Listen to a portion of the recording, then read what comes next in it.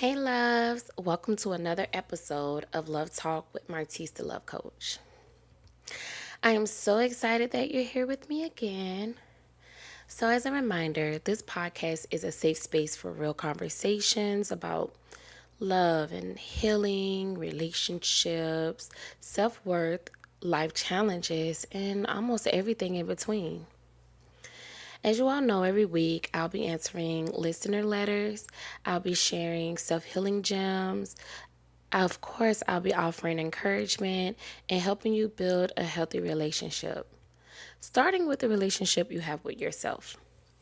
So, whether you're healing from a heartbreak, navigating grief, working on your confidence, or simply looking for a little guidance, know that you are welcomed here. Everyone is welcomed here. So, grab your coffee, your tea, or your favorite drink, whatever you got to do, get comfortable, and let's talk about love.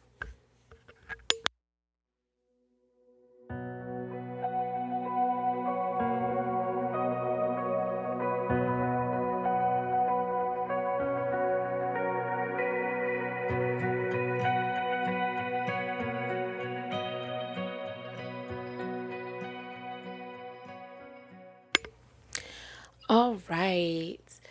So, today, before we get into our love gems, I want to talk a little about grief. It's just so much going on.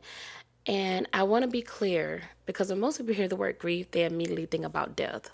But grief is way bigger than that. You can grieve relationships, you can grieve friendships, you can grieve a marriage, you can grieve for a job, you can grieve a dream, you can even grieve the version of yourself you used to be. One thing I've learned is that healing doesn't happen when we pretend we're okay. Healing starts when we acknowledge what hurts. Many of the letters that I have been receiving reminded me of so much grief. And most of the questions or letters that I am going to discuss today, a few of them is from people I feel like are grieving. Many people are walking around carrying grief that they haven't even named. They're angry, they're withdrawn, they're anxious, they're stuck. Not because they're broken, but because they're grieving and they don't even know it. Grief doesn't disappear just because we ignore it. It waits. It sits so quietly until we're ready to face it. So if you've been grieving something recently or any time in your past or something that you didn't even know you were grieving until you heard this episode, I want you to know this. You're not weak. You're not behind. You're not broken. What you are, you're human. And as a human, you have to understand that healing takes time. All right, now before we get into today's letters, let's take a moment for our weekly love gems. It's just little reminders to help you heal, grow, and love yourself a little deeper. Not everyone who leaves you or leaves your life is a loss. Some people are lessons. Some people are blessings. And some people are simply chapters that basically were never meant to become our whole story. Sometimes we spend so much time grieving what is left that we miss what God is trying to bring. I also want you to know that healing is not becoming a different person. Healing is becoming who you were before life hurt you. It's remembering your worth. It's finding your voice. It's also learning to trust yourself again. We have to do that. All right, here's another gem for you. You cannot heal in the same environment that constantly breaks you. That could be a relationship, a friendship, a mindset, or even the self-talks that you have with yourself. At some point, healing does require a decision. I also want you to know that your feelings are valid, but they are not always factual. So just because you feel unworthy doesn't mean you are. Just because you feel alone does not mean you're loved. And just because you feel stuck, it doesn't mean you're not growing. So it brings us back to grief. Grief is love with nowhere to go. So if you're grieving today, be gentle with yourself. There's no timeline for healing. There is no deadline for missing someone. So I want you to give yourself some grace. One day, one breath, and one step at a time. All right, my loves. Okay, so let's dig into some letters, some questions that I received. If you're listening and you sent a letter, please know that I'm not able to go through all of the letters or questions that I did receive. But I do want to say thank you. Thank you for trusting me. Thank you for listening to my podcast. Thank you for wanting my advice. Thank you for opening up your heart and your mind to me. Thank you. Your first step is acknowledging that something is not right, or my feelings are not being heard, or I just don't feel heard. So some of the letters again is why I focus today's topic on grief. And then a couple are not, but most of the letters I have been receiving have been about grief. So I wanted to dig into that, okay? All right, so the first question I got is from a Mary Beth, and her last name begins with the letter L. She's from New York City. Her question is, hi, I want to know how Jacob feels about me. Well, first I want to say thank you, Mary Beth, for writing me. I appreciate it. Thank you for reaching out to me as well. So, Mary Beth, I want to let you know that one thing I've learned is that we can spend so much time trying to figure out how someone feels about us that we often forget to ask whether they're showing us how they feel. I don't know Jacob personally, so I can't tell you exactly what's in his heart. But what I can tell you is that your feelings are usually revealed through actions. So I'm going to ask you a couple questions. Does he communicate consistently? Does Jacob make time for you? Does he show interest in your life? Does he even make you feel valued? So sometimes, Mary Beth, we're looking for a sign when the sign has already been there. It's showing through their behavior. And if you're constantly confused about how someone is feeling about you, don't be afraid to have that direct conversation. Healthy relationships are built on communication. It's not a guessing game. I want you to remember, Mary Beth, don't just ask whether he likes you. Ask yourself whether he's showing up in the way that deserves your energy.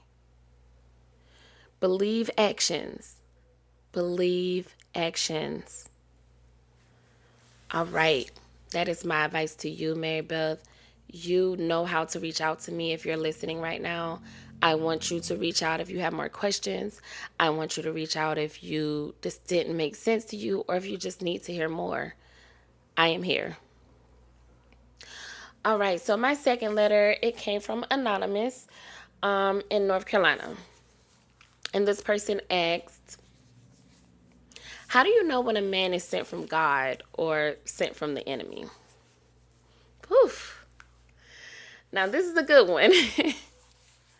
So, many people think a person sent from God would always make them feel butterflies. Not true. Sometimes people sent by God bring peace, not butterflies. A God-sent relationship will typically align with your values. It will encourage you to grow, respect your boundaries, and bring you closer to becoming your best self. I want you to understand that you should never lose yourself. You should just become a better version of yourself for you, not for the man, but for you. A relationship that constantly brings confusion, manipulation, dishonesty, or even chaos should make you pause. Now, that doesn't mean a God-sent person will be perfect, because they're still human. But you should see consistency, good integrity. You should see accountability. You should see a willingness to grow. The enemy often distracts us with what feels good in the moment, what looks good in the moment, what sounds good in the moment, or what society says is good in the moment. But God often guides us towards what is healthy in the long run. So instead of asking, how do I feel around him? Also ask, who am I becoming around him? Is this man evolving me into being a better person or being a better version of myself? So those are the questions that you ask yourself. How you answer will give you your answer. Thank you so much for writing. Okay, let's go into this letter from an anonymous user in Georgia. They said, I lost my job 6 months ago. I feel embarrassed. It feels like someone died. It feels like I'm dying. But I still feel like I'm grieving. Is that normal? Let me tell you from personal experience, yes. And I think this is something more people need to hear. Grief isn't only about death. Sometimes, as I said earlier, we grieve a relationship, we grieve a dream, and in your case, you're grieving a career. Sometimes we grieve for the future we thought we were going to have. Losing a job can impact so much. It can impact your identity, your confidence, your finances, your sense of security. So what I want you to do, Anonymous in Georgia, is I want you to give yourself permission to acknowledge that loss. Don't stay there, but acknowledge it. What ended may be creating room for something new and something so much better. Your setback may actually be setting you up for the next best chapter in your book. Because I want you to understand that our life is ours. You are in control. So I want you to remember that your life is one big book and you are in control of the very next chapter. Again, what ended may be creating room for something so much better. Thank you so much for writing in. So our next letter is going to come from a Felicia J from Georgia. Felicia said, my anniversary is June 16th, and I haven't heard from my husband in 5 days. He has no phone, but he is in contact with a public phone. Felicia, thank you so much for trusting me with your letter. First, let me say that I can tell that there's hurt and uncertainty by just your words. When you love someone, especially your spouse, going several days without hearing from them could feel incredibly painful. And your anniversary is approaching on the 16th. I'm so sure that those emotions are super heavy. One thing I want you to remember is this. Don't allow silence to write a story that you don't yet have all the facts to. When we haven't heard from someone, our minds start like filling in the blanks, right? So we start thinking of the worst. We wonder if they're upset, if something is wrong, if they stopped caring about us. We start wondering if the relationship is changing. Sometimes those fears are super real, but sometimes they're just that, fears. You mentioned that your husband does have a phone that he have access to. Because of that, I understand why you're questioning the lack of communication. Marriage requires effort, communication, and being considerate of each other's feelings. At the same time, before assuming the worst, I encourage you to focus on what you know rather than what you fear. What was the relationship like recently? Has he gone silent before? Are there circumstances happening in his life that may be affecting his ability to communicate? Like, where is he? Are you 100% sure he has access to give you a call? See, these questions matter. Now, I also want you to be honest with yourself because, again, your feelings are valid. It's okay to want communication from your spouse. It's okay to want to feel remembered, especially around an important date like your anniversary. So, my hope is that when you do speak to him, you approach the conversation from a place of honesty rather than accusation. Instead of leading with anger, lead with how you feel. So, for example, I would try saying something like, "Sweetheart, when I didn't hear from you for several days, I started to get worried. I was hurt and I felt like we were disconnected." Or you could say something like, "I miss hearing your voice. Why haven't I heard from you in so many days?" So that opens the door for communication instead of conflict. Felicia, no matter what happens, remember that your worth is not determined by someone else's silence. You deserve that communication. You deserve that respect. You deserve to feel reassured in your marriage. For now, I want you to take a deep breath, give yourself some grace. I love saying that because I wholeheartedly believe giving ourselves grace is important. And try not to let fear take over the story before all of the facts are known. What I'm doing now is I'm sending you love and hoping that by the time your anniversary arrives, you and your husband have the opportunity to reconnect and celebrate the journey you've shared together. Thank you so much for writing in, Felicia. I hope this helped. Our last letter that I'm going to go into is from a lady. She's from Tufton, Georgia. She wanted to remain anonymous. This letter, it touched me because I could feel her hurt through her writing me. We had a brief little back and forth on a social media platform where she did reach out to me, and she instantly went into telling me what was going on, and I told her, I said, I want you to send this letter into me because you have no idea how many people may be going through the same thing as you. How many people may be facing a similar situation or, something to this nature in their, past. So this young lady said, "My life has been a battle. I'm fighting to get my son back. I showed the judge all I can, and my mother kicked me out of the house, and I was also homeless." So, first, let me say my heart goes out to you. You said a couple things here. You said that you're fighting to get your son back. You were kicked out your house, and you were homeless. It sounds like you've been carrying a lot on your shoulders. Not only are you fighting to get your son back, but you've also faced housing challenges and difficult circumstances along the way. That is a lot for one person to handle. So one thing I want you to remember, your current situation does not define your worth as a mother. Life can put us through seasons that we never expect. And sometimes we have to overcome obstacles before we can get to where we're trying to go.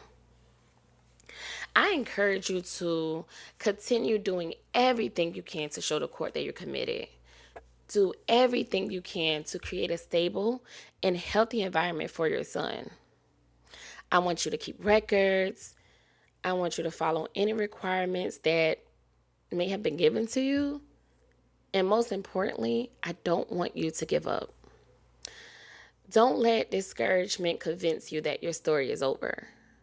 So understand, this may and will be a difficult chapter, but it does not have to be the ending. Take everything one step at a time. Focus on what you can control today. Focus on what you can control in your future. It's a lot of things that you will not be able to control.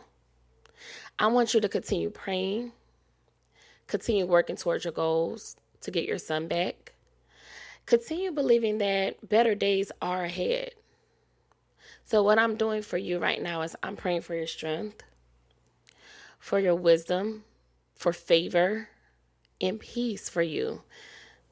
Your son is worth fighting for, but so are you. I want you to remember that sometimes our greatest tests become our greatest testimonies. Lastly, I want to thank you again for trusting me with such a serious and heartfelt situation.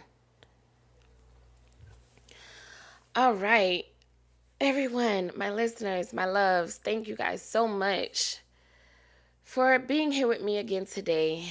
Before we go, let's end with today's affirmations. But before we get into the affirmations, let's take a deep breath in and let it out. Thank you. Now repeat after me. I am worthy of love. I am stronger than the challenges I face. I give myself permission to heal. I release what I cannot control. I trust that my story is still being written. I deserve peace, happiness, and healthy relationships. I am becoming the best version of myself every single day. Better days are ahead of me. And one more thing, I want you to know that you're loved, you are healing, and you are enough. All right, my loves, thank you so much for spending this time with me today. If this episode touched your heart, helped you in any way, reminding you that you're not alone, be sure to follow the podcast on all streaming platforms. Share it with someone who may need it. Talk about it with someone who may need to hear. And don't forget, if you have a letter, a question, or a situation you'd like for me to discuss on a future episode of Letters to the Love Coach, you can submit it at my website. The link is there. It's also linked in every single one of my bios on all social media platforms. My Instagram is Love with Martis. My TikTok and Facebook is Martis the Love Coach. And my website is martisthelovecoach.com. New episodes of Letters to the Love Coach air every Wednesday at 1 p.m. And Love Lessons with Martis drops every single Friday at 5 p.m. Until next time, keep healing, keep growing, keep loving yourself, and remember, you deserve the love you're looking for. I'm Martis the Love Coach. I love you guys, and I'll talk to you soon.